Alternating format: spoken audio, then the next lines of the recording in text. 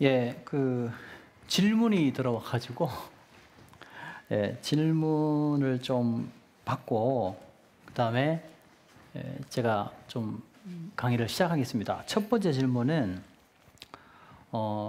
구약 해석학의 권위자인 장세훈 교수님께서 교수님께 질문 드립니다. 이거 뭐 너무 과분한 말씀입니다. 기독교가 답이 없는 철학도 아니고 어느 신학자의 해석이 아닌 성경 본문이 말하는 일치된 해석이란 없는 건가요? 이렇게 질문이 왔고요. 두 번째 질문하고도 관련이 있어서 두 번째 질문도 같이 드리고 답을 드릴게요. 교단마다 그 해석이 다르고 하나님의 영으로 성경 본문을 해석한다면 왜 성경 해석 가지고 교회가 싸우고 그렇다고 기도한다고 성경 해석이 일치하지 않고 다른 해석으로 싸우는 경우를 봅니다. 이렇게 이제 질문이 왔고요. 그 밑에 있는 질문도 좀 같이 제가 또 드릴게요. 구약의 산을 교단 신학으로 대입해도 될까요? 하나님의 공의를 생각한다면 우리들은 언제나 그 누구의 편을 들어야 한다고 생각합니다. 좌로나 우로 치우지 않을 때 문제는 그 침묵이 가해자들에게 힘을 더하고 피해자들에게 용기를 더하는 것이 아니라는 생각이 들기 때문입니다.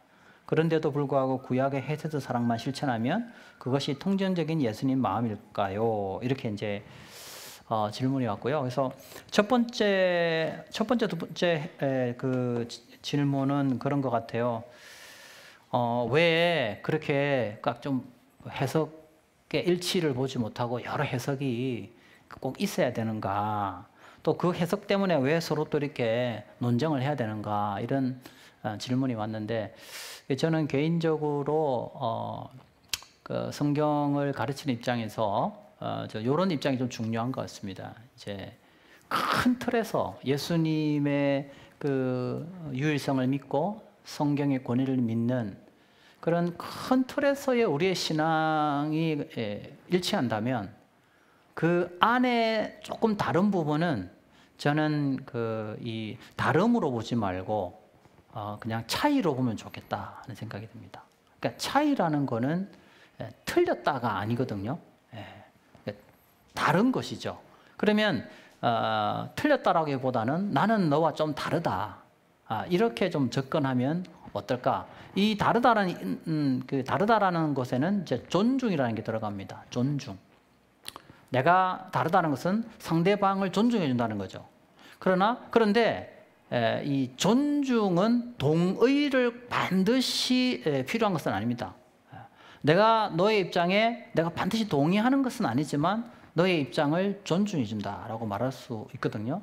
그래서 저는 이런 태도가 좀 중요한데 오늘날 우리 그 기독교 공동체 안에는 너무 이 다르다는 개념보다는 맞고 틀리다라는 이 개념을 너무 많이 대입시켜서 나와 다르면 다 틀렸다라고 생각하는 사람들이 너무 많은 것 같아요. 저는 이제 아까 말씀드린 대로 예수님의 십자가의 구속, 또 대속, 그리고 또 성경의 또 뭐 권위 이런 크게 중요한 어떤 그런 교리에 있어서는 저는 우리가 다 같이 동의가 필요하다고 보고요. 그것이 다 동의가 된 상태에서 조금 해석에 있어서의 차이는 좀 다름으로 이렇게 좀 받아들이면 어떨까 하는 생각이 듭니다. 예를 들면은 뭐 우리 신학교 안에서도 뭐 무천년설이 맞느냐, 뭐 역사적 전천설이 맞느냐 이런 거 가지고 막 논쟁을 하는데 그거 맞고 틀리고로 보기보다는 서로의 의견의 차이로 이렇게 보면 어떨까 하는 저 개인적인 생각이 듭니다. 그 다음에 아까 말씀드린 대로 너무 우리가 이 하나님의 사랑을 너무 많이 강조해서 결국에는 이 공의를 상실하는 거 아닌가 오늘날 이 시대에 이런 그 질문을 드셨는데 저는 이제 또 두 가지 이런 게 있어요. 너무 또 공의를 이야기하다가 사랑을 또 잃어버리는 경우도 있거든요. 제가 볼 때. 저도 이제 그런 걸 경험한 사람 중에 하나인데 간접적으로 교회에 어떤 문제가 생길 때 이 공의를 외치다가 나중에는 사람을 미워하고 정오하는 그런 또 문제도 발생을 합니다. 그래서 저는 이 공의와 사랑은 절대로 같이 이게 분리되어서는 안 되고 너무 사랑만을 외치다 보면 정말 하나님의 질서와 규칙이 무너질 때가 있습니다. 그건 사랑이 아니거든요. 그래서 공의가 없는 사랑은 사랑이 아니고 또 사랑이 없는 공의도 공의가 아니라고 생각하기 때문에 이 두 가지를 어떻게 우리가 지혜롭게 잘 조화롭게 이루어 가야 될지 하나님 앞에 지혜를 구하면서 가야 된다고 생각하고 우리 질문자처럼 일방적으로 이 사랑을 외치면서 공의를 희생시키는 것은 잘못됐다고 저도 생각합니다. 예. 마지막으로 공의의 문제는 모두 하나님께 맡기고 그리스도의 역할은 그저 사랑만 하자. 분명 성경에서도 원수 갚는 것이 내게 있으니 내가 갚으리라 말씀하셨으니 그 상대가 사탄이 성육신한 자라고 할지라도 우리의 역할은 그저 예수님의 마음으로 사랑하는 게 실천과 적용 요한 구약 해석이 될지 궁금합니다. 이렇게 해오셨는데 아까 제가 그 대답에 좀 전에 했던 곳에 답이 있는 저의 답이 있는 것 같아요. 물론 사랑은 해야 되지만 그러나 교회라는 공동체와 질서를 위해서는 때로는 그 질서를 세우기 위해서는 때로는 이 공의의 어떤 그 적용이 저는 필요하다고 봅니다. 그래서 이 교회에 법이 있거든요. 그 법을 세워야 되겠죠. 만약에 그렇게 되지 않으면 이 질서가 무너지기 때문에 그렇습니다. 그런 의미에서 저는 사랑과 공의는 어떤 양극단으로 나누어지지 말고 같이 갈 수 있도록 지혜를 구해야 된다고 생각하는데 이 두 가지를 같이 실행함에 있어서 방법론적인 부분은 또 다 다양할 수 있을 거라고 저는 생각합니다. 그러나 크게 이 두 가지를 양극단으로 밀고 가지 말고 어쨌든 이 두 가지를 같이 붙들고 가는 방법으로 지혜를 모으는 것이 좀 필요하겠다. 제가 조심스럽게 이렇게 답을 드리겠습니다. 이게 시원하게 답이 되는지 모르겠습니다. 자, 그 다음에 그러면 우리 이제 마지막으로 4장 11절에서 14절을 보겠습니다. 자, 그래서 지금까지는 이제 순금 등잔대가 뭘 의미하는가에 대해서 했고요. 그 다음에 10절에 나오는 이 일곱은 여호와의 눈인데 온 세상에 두루 다니는 여호와의 눈이다라고 그렇게 되어 있다, 그렇죠? 즉 이건 뭘 의미합니까? 모든 성전 건축의 과정은 누가 지켜보시냐는 거죠. 하나님이 지켜보신다. 그리고 그 하나님은 이 성전에서도 온 땅을 다스리는 분이다라는 것을 강조하고 있다라고 생각합니다. 그다음 11절을 보겠습니다. 11절에 보니까 이제 드디어 이제 질문이 나와요. 그 두 감람나무는 뭐냐? 질문을 던질 때 12절에 뭐라고 되어 있냐니까 금기름을 흘리는 두 금관 옆에 있는 이 감람나무 두 가지는 무슨 뜻이냐라고 다시 물으니까 13절에 뭐라고 되어 있냐니까 14절에 답이 나오죠. 이는 기름 부음 받은 자 둘이다. 야, 여기서 이제 중요한 단어가 나오죠. 어떤 단어가 나옵니까? 기름 부음 받은 자. 기름 부음 받은 자죠. 예. 베네 하이츠하르라고 되어 있는데 이게 직역을 하면 기름의 아들들이라는 뜻입니다. 기름의 아들들. 즉 스룹바벨과 여호수아를 뜻하죠.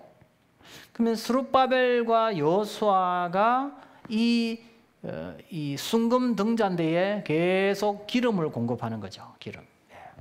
그럼 이것은 뭘 의미하냐면은 이것은 스룹바벨과 이 여호수아를 통해서 성전 건축이 하나님의 은혜로 세워지게 될 것이다 라는 약속이 이 본문에 나타나고 있다라고 볼 수 있습니다. 자, 여기서 재밌는 것은 이 기름의 아들들이라고 했는데 여러분 알다시피 여호수아와 스룹바벨이 기름 부음 받은 자죠. 그렇죠? 구약에서 기름 부음 받은 자가 바로 누굽니까? 제사장과 왕이죠.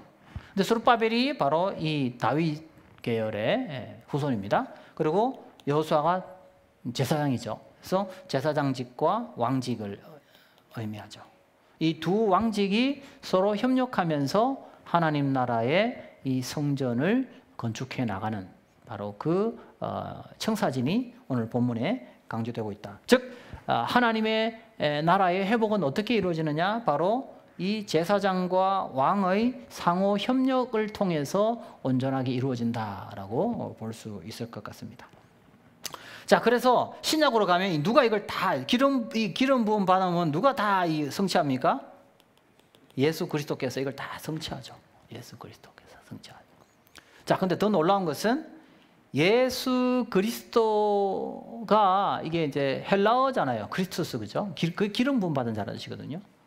그러면 이게 히브리어는 무슨 뜻입니까? 메시아라는 뜻이거든요. 그래서 메시아가 원래 기름 부음 받다는 뜻이거든요. 자, 그런데 여러분, 기름 부음 받은 자, 이 헬라어가 그리스도예요. 이 같은 말이거든요. 그런데 신약으로 가면 이제 교회를 뭐라고 하죠? 그리스도인이에요.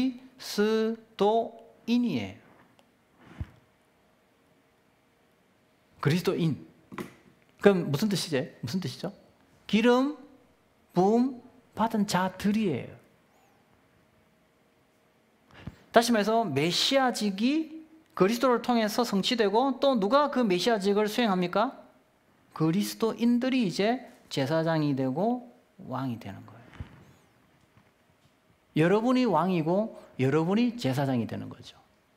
그래서 그리스도인, 성령의 기름 부음 받은 자, 중생한 자들, 성령으로 거듭난 자들은 다 성령의 기름 부음을 받는 것이죠. 그래서 여러분들이 다 제사장이 되고 여러분들이 다 왕이 됩니다. 어떤 분은 그래요. 그리스도인 말고 그 중에 특별한 누군가 기름 부음 받는다, 이런 그 생각을 갖고 있는 분들이 있어요. 제가 볼 때는 그건 아주 잘못된 생각이다. 예수 그리스도 안에서 성령으로 거듭난 자들은 다 어떤 자라고요? 기름 부음 받은 자들이다. 근데 이 그리스도인들 안에서 특별히 또 뭐 교사로 부름받기도 하고 그죠? 어떤 목사로 부름받기도 하는 거죠, 결국. 그러나 그리스도인들이 다 성령으로 거듭나서 바로 기름 부음 받은 자들이 된다. 그러면 우리가 다 제사장이고 왕이 된다. 그럼 이제 이 시대에 하나님 나라는 어떻게 회복되어져 가느냐? 바로 그리스도인들이 서로 뭐 할 때? 상호 협력하여서 사역해 나감으로써 하나님 나라는 든든하게 세워져 나간다. 이렇게 저는 해석을 하고 싶습니다. 그런 의미에서 오늘날 한국 교회의 위기는 어디에 있겠습니까?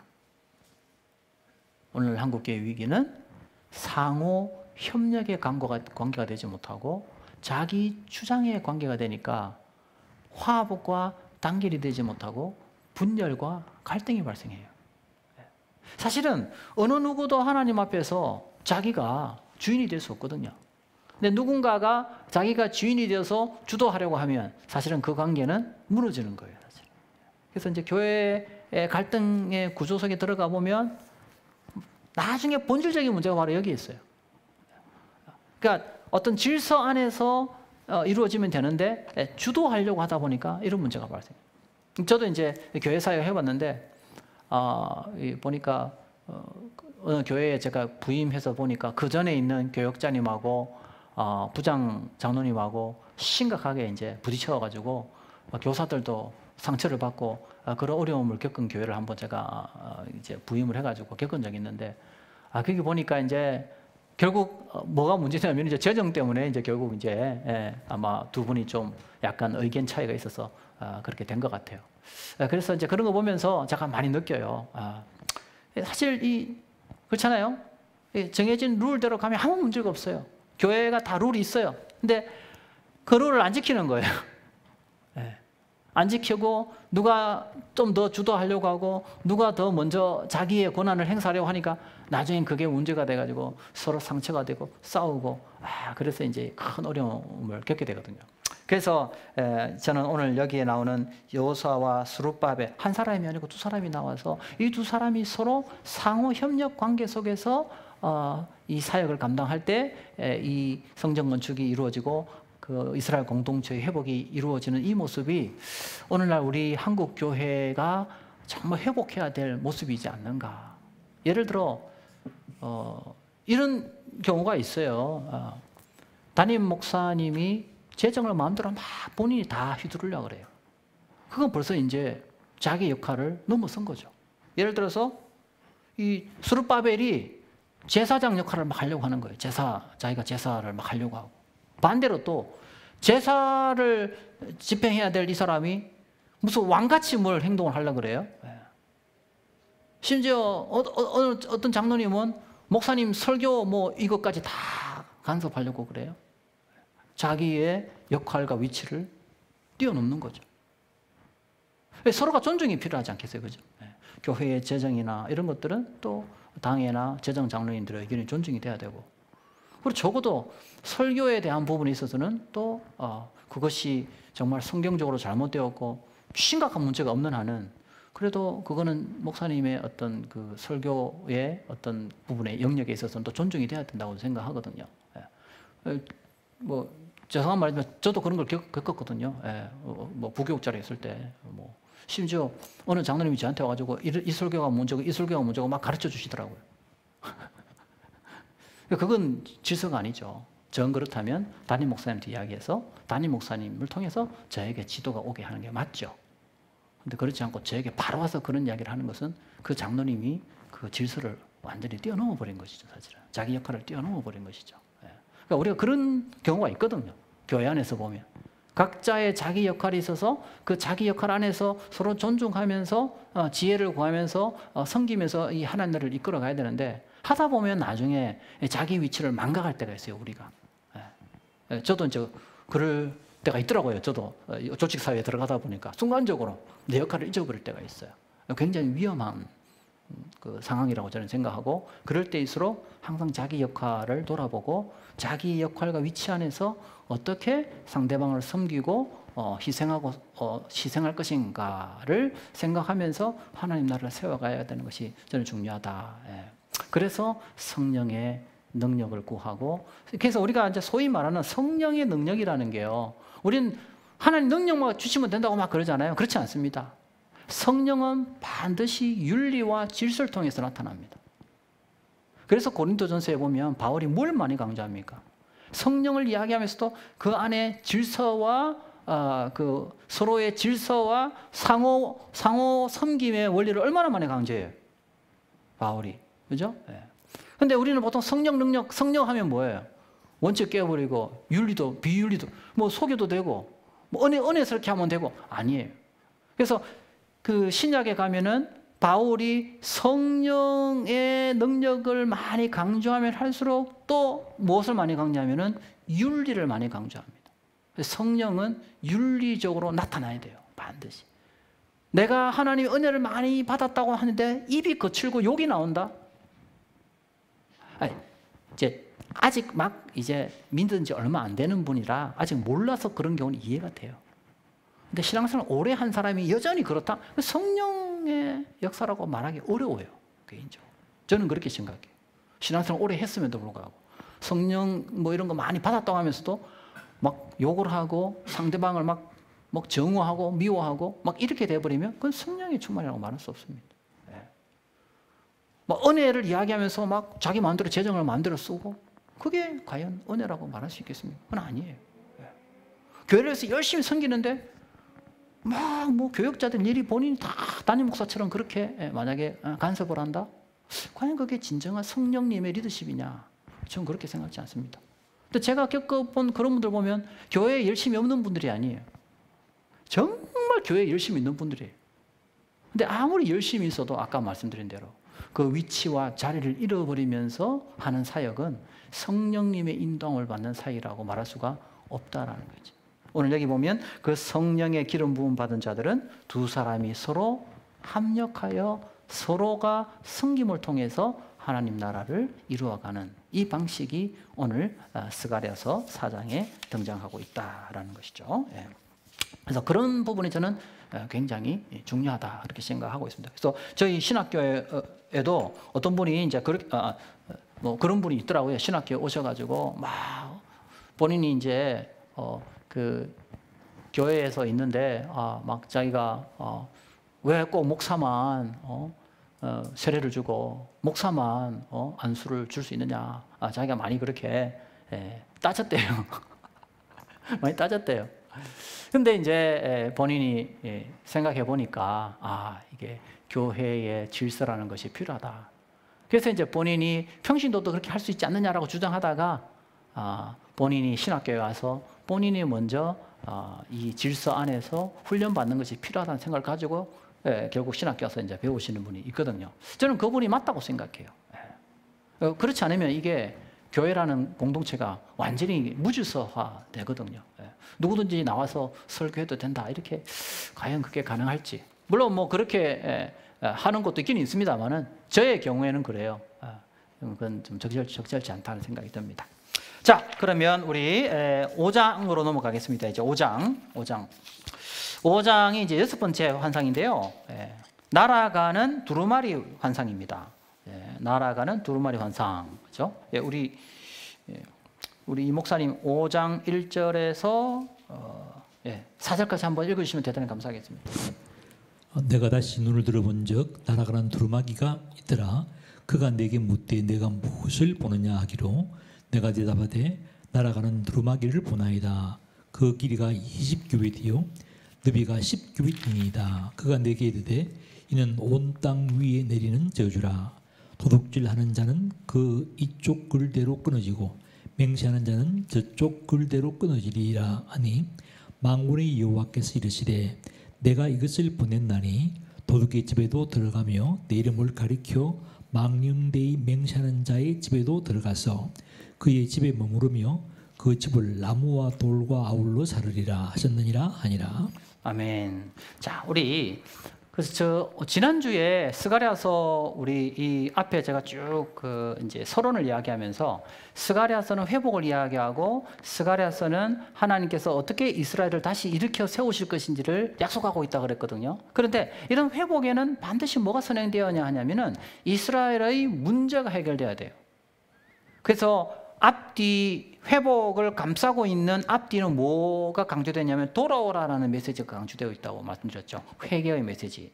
그래서 이스라엘은 반드시 회복에는 반드시 무엇이 선행되어야 되냐면 이스라엘은 바로 이 죄의 문제가 반드시 해결되어야 된다 하는 부분을 강조하고 있어요. 그래서 특별히 오늘 5장은 이스라엘 공동체 안에서 구체적으로 어떤 죄가 있는지를 낱낱이 다 고발해요. 우리 네 번째하고 다섯 번째 환상, 특히 네 번째 환상에는 이스라엘이 바벨론의 포로로 잡혀갔지만 이제 하나님께서 그들을 다시 회복시켜 주실 것이라는 것을 약속하고 있어요. 그래서 더러운 옷을 입었다라는 것은 바벨론의 포로로 잡혀가기까지의 이스라엘의 문제를 다루고 있고 포로로 잡혀갔다 왔기 때문에 하나님이 다시 이스라엘을 회복시켜 주실 것임을 약속해요. 그러면 오늘 이 5장에 나오는 이 6번째 환상은 뭘 의미하냐면 현재 포로 공동체 안에 내재되어 있는 문제를 직접적으로 다루고 있어요. 이거는 아직도 이스라엘이 청산하지 못한 문제들, 이스라엘이 아직도 해결하지 못한 문제들을 다루고 있어요. 그래서 오늘 다루고 있는 바로 6번째하고 7번째 이 환상이 이스라엘이 회복을 위해서 반드시 청산하고 극복해야 될 문제를 제시하고 있습니다.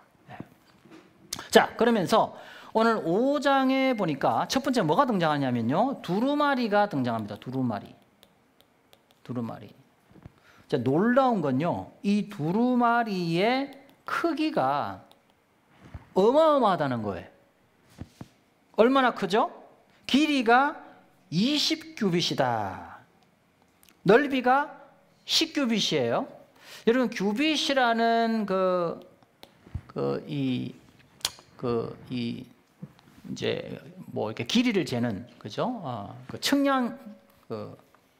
측량인데요. 측량 단위인데 보통 여기에서 여기까지예요. 손끝에서 여기 무릎까지. 그러니까 보통 45cm 정도 생각합니다. 보통 45cm. 45cm 생각하면 길이가 얼마냐? 9m예요. 지금 현재 45cm로 봤을 때 길이가 9m예요. 9m. 어마어마하죠? 넓이는 4.5m라고 생각하면 됩니다. 이거는 우리가 생각하는 일반적인 두루마리의 사이즈하고는 비교가 안 될 정도로 어마어마하게 큰, 긴 그런 두루마리다, 이렇게 생각할 수 있습니다.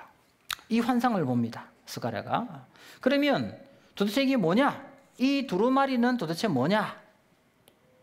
이게 이제 오늘 환상의 핵심이죠. 이 두루마리는 뭘까요?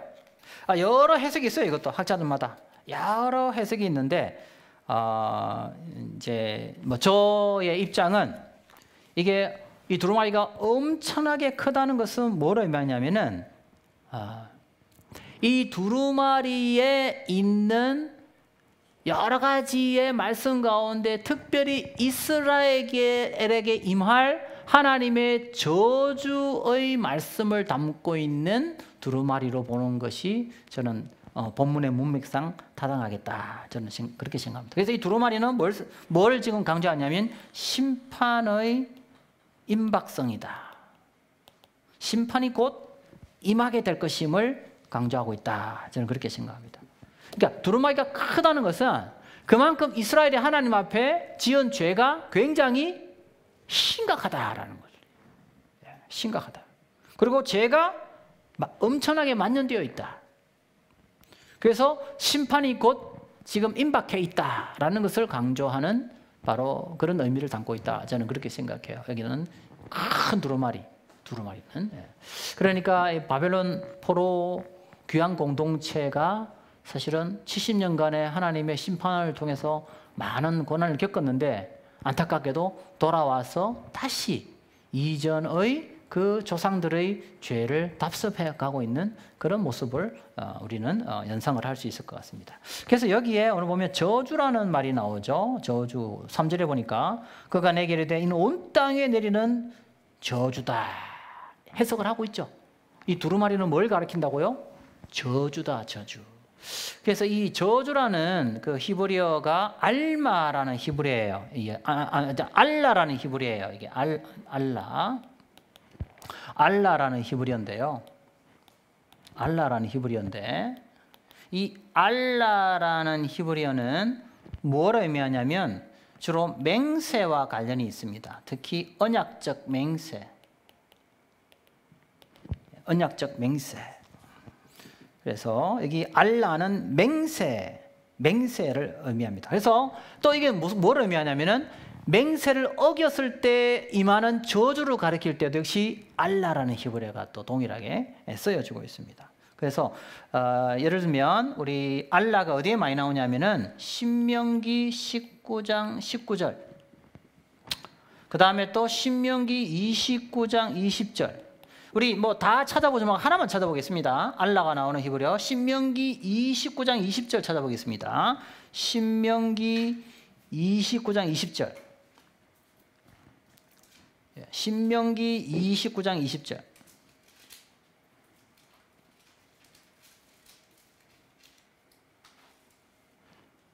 네, 우리 집사님 혹시 찾으셨으면 읽어주시겠어요? 신명기 29장 20절. 예. 네, 여호와는 이런 자를 사하지 않으실 뿐 아니라 그 위에 여호와의 분노와 질투의 불을 부으시며 또 이 책에 기록된 모든 저주를 그에게 더하실 것이라. 예, 거기까지 하겠습니다. 여기 보면 이 책에 기록된 뭐라고 하죠? 모든 저주를, 이 저주가 바로 알라예요. 똑같은 히브리어예요. 오늘 읽었던 5장 3절에 나오는 이 내용이에요. 그러니까 그래서 이 두루마리가 이렇게 크게 그려지고 있는 것은 이 두루마리에 전부 이 두루마리가 뭐와 관련되어 있냐면 이스라엘에게 임할 하나님의 저주와 관련되어 있는 그런 내용들로 이렇게 가득 차 있는 그런 어떤 두루마리를 연상을 시킨다, 이렇게 볼 수 있겠습니다. 자, 그래서 그 다음에 그러면 이 저주인데요, 이 저주, 그죠? 저주가 도둑질하는 자는 이쪽 글대로 끊어지고 맹세는 저쪽 끊어지리라. 이게 끊어진다 이렇게 돼 있어. 끊어진다, 그죠? 끊어진다. 그 이게 미래형으로 되어 있어요. 미래형으로, 예, 미래형으로. 그래서 히브리어로 낙하가 이게 나오는데 미래형으로 되어 있는데, 근데 이게 이제 사실은 학자들은 이게 과거형으로 해석되어야 한다고 많이 주장합니다. 그러면 과거형이 되면 이 낙하는 어떻게 되냐면 니팔 완료형이 되기 때문에 어떻게 되냐면은 면제받아 왔다 이렇게 됩니다. 면제받아 왔다, 낙하 동사가. 그래서 끊어지리라 라기보다는 면제받아 왔다 이렇게 해석이 되고, 저는 개인적으로 이 해석이 맞다고 봐요. 미래보다도. 그러면 여러분 이게 무슨 말일까요? 면제받아 왔다. 아까 말한 대로 이스라엘이 지금 어떤 상태예요? 죄를 많이 지었어요. 죄를 많이 지었어요. 그런데 어떻게 됐어요? 죄를 지었는데도 불구하고 아직 심판에서 계속해서 면제되어 왔다는 거예요. 아직 이 말은 아직 심판을 받지 못했다는 거예요. 아직 심판을 못 받았다는 거예요. 그러면 이 본문이 강조하는 건 뭐예요? 심판이 곧 임할 거다. 심판이 임할 거다는 것을 강조한다. 이스라엘이 하나님의 심판을 아직 받지 못하고 계속해서 심판이 지금 이제 유보되어져 오고 있는 상황이라는 거죠. 이제 곧 심판이 임할 거다. 심판의 임박성을 강조하는 표현이다. 저는 그렇게 해석을 합니다. 이 본문을. 자, 그러면 그들의 죄가 구체적으로 어떤 건가요? 3절에 보니까 도둑질한다. 그죠? 도둑질한다. 그죠? 4절에도 나오죠? 또 도둑의 집에도 들어간다. 그렇죠? 도둑질한다. 그 다음에 또 어떤 표현이 있습니까? 내 이름을 가리켜 망령되이 일컫는다. 그러니까 도둑질하고 그 다음에 거짓 맹세하고 하나님의 이름을 욕되게 한다. 그래서 우리 어떤 계명이 생각납니까? 10계명에 3계명하고 8계명 혹은 9계명이 생각이 나죠. 특히 여기서 우리가 좀 자세히 살펴봐야 될 내용이 어디에 있습니까? 바로 도둑질이죠. 도둑질이다. 이건 특히 이 도둑이라는 말은 여러 가지가 함이 되겠죠. 특히 어떤 걸까요? 가난하고 약한 사람들의 것을 탈취하는 것까지 여기에 반영이 되어 있다. 이렇게 볼 수 있겠습니다. 그래서 이 스가랴 시대의 백성들의 문제는 뭡니까? 그 공동체 안에서 가난한 사람들, 힘없는 사람들, 약한 사람들이 오히려 권력과 힘을 가진 사람들에 의해서 자기가 가진 것을 다 잃어버리는 그런 심각한 위기 상황이 바로 스가랴 시대 공동체 백성들 가운데서 발생했음을 본문을 통해서 알 수가 있다. 이렇게 볼 수 있습니다.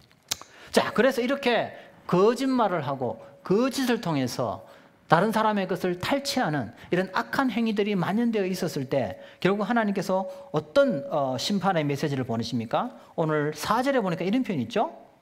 집에 들어가서 그의 집에 머무르며 그 집을 나무와 돌과 아울러 사려리라. 집을 멸망시키겠다. 이런 표현. 구약에서 여러분 이제 이런 표현이 있어요. 아까 우리 그 포도나무 이야기 나왔죠? 포도나무가 많다 그러면 무슨 뜻일까요? 이거는 번영이에요. 그런데 나무와 열매는 없고 거기에 짐승들만 산다. 이건 뭐를 의미해요? 땅이 황폐해야 된다. 심판을 의미해요. 구약에서. 또 심판을 의미하는 단어가 또 있어요. 그게 뭡니까? 회복과 심판을 의미하는 단어가 또 있는데 그게 뭐냐면 바로 집이에요. 자, 집을 세운다라는 것은 뭘 의미할까요? 회복을 의미해요. 근데 집을 파괴한다라는 말은 뭘 의미해요? 심판을 의미해요. 그래서 여기에 지금 뭘 강조합니까? 집이 파괴되죠. 그죠? 그럼 이건 뭘 의미합니까? 이것은 심판을 의미합니다. 심판을 의미합니다. 자, 그래서 우리 이 본문하고 가장 비슷한 본문이 여러분 어디에 나오는가 한번 볼게요. 에스라 6장 11절 한번 보겠습니다. 에스라 포로기 귀한 공동체와 관련되어 있는 본문이니까 에스라 6장 11절. 에스라 6장 11절. 이 집을 파괴하는 것을 심판과 관련해서 사용하고 있는 대표적인 본문이 바로 에스라 6장 11절입니다. 우리 저 맨 뒤에 있는 집사님 혹시 찾으셨으면 한번 읽어주시면 대단히 감사하겠습니다. 에스라 6장 11절.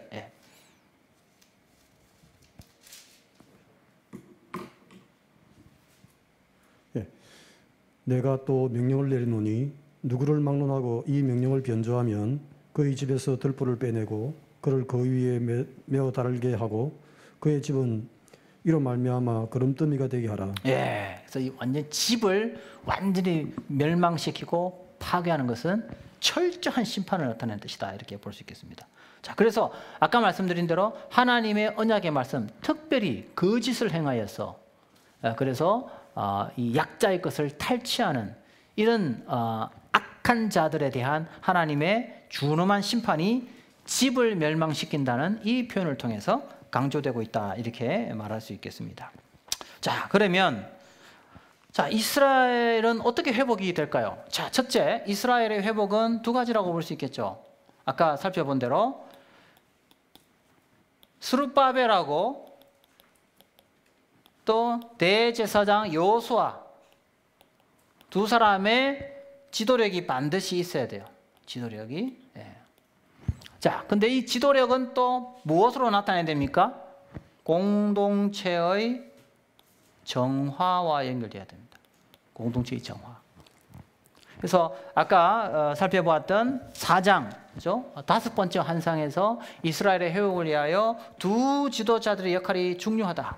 그럼 이 두 지도자는 뭘 해야 되겠어요? 성전만 지으면 될까요? 성전 지어도요, 뭐가 해결되지 않으면, 공동체의 정화가 해결되지 않으면 그 성전은 또 타락해요. 그렇기 때문에 뭘 해결해야 되냐면 공동체 안에 있는 바로 이 죄의 문제를 해결해야 되는데, 그 죄의 문제 가운데 스가랴 시대의 가장 심각한 죄의 문제 가운데 하나가 바로 무엇이었느냐? 바로 불의의 문제였다. 불의, 거짓을 통해서 자기의 권력을, 자기의 힘을, 그리고 자기의 부를, 그렇죠? 쌓아가는 그런 거짓의 무리들이 스가랴 공동체 안에 있었기 때문에 이 사람들의 이 불의의 문제를 해결하지 않고는 공동체의 회복이라는 불가능하다라는 사실을 지금 스가랴가 강조하고 있다고 말할 수가 있습니다. 그래서 준엄한 하나님의 심판을 강조하고 있다, 이렇게 볼 수가 있겠습니다. 우리 잠시 쉬었다가 우리 또 이제 다음 우리 7번째 환상 우리 공부하도록 하겠습니다. 질문이 있으신 분들은 이렇게 아까처럼 그렇게 또 이렇게 댓글로 올려주시면 우리 간사님께서 저에게 주시면 그 질문을 하겠습니다. 혹시 여기에 현장에서 혹시 질문이 있으신 분 있으신가요? 혹시 현장에서 마이크를 가지고 해주시면 감사하겠습니다. 예, 아까 4장에서 네. 보면은 사장에 보면 힘으로 되지 않고 능으로 되지 않고 네. 이런 표현이 있었는데 네. 거기에 그 스룹바벨과 여호수아의 지도력이라는 이런 표현을 쓰는 거하고 좀 상충되지 않는 생각이 좀 드는데 어떻습니까? 그러니까 어떻게 딱 듣기에 따라서는 스룹바벨과 여호수아의 어떤 탁월한 지도력이 강조되는 것 같은데 네. 아까 보니까 힘으로 되지 않고 능으로 되지 않고 오로지 여호와의 영으로 된다는 이런 표현이 있었잖아요. 네네네네. 거기서 보면은 스룹바벨이나 여호수아가 갖고 있는 그 개인적인 어떤 능력이 아니라 네. 어떤 오직 성령의 능력으로 예. 모든 게 이루어진다고 했는데 네. 아까 그 교수님 말씀 중에 이제 여호수아와 스룹바벨의 지도력이 필요하다라고 예. 하셨으니까. 그래서 아까 말씀드린 거 4장 14절에 기름 부음 받은 자 둘이라고 그랬잖아요. 예. 다시 말해서 여호수아와 스룹바벨이 사람이 세운 게 아니고 하나님이 세우시고 하나님이 기름을 부으셔서 하나님께서 쓰시는 사람이라는 거죠. 그러면 여호수아와 스룹바벨의 리더십은 하나님께서 세우셔서 쓰시는 사람의 리더십인 거죠. 성령의 인도함을 받는 자들이라는 거죠. 그 리더십이라는 게. 그렇지 않을까? 본문을 보니까 기름 부음 받은 자라는 표현이 되어 있기 때문에 그들의 리더십은 다름이 아닌 성령의 인도함을 받는 리더십이라고 봐야 되지 않을까, 그렇게 생각을 합니다. 그게 아마 전제되어 있는 거라고 볼 수 있겠죠. 네네. 혹시 답이 되는지 모르겠습니다. 예. 또 다른 혹시 또 현장에서 질문이 없으시면 쉬었다가 할까요? 예, 잠시 쉬었다가 또 우리 7번째 환상 하도록 하겠습니다. 예, 감사합니다.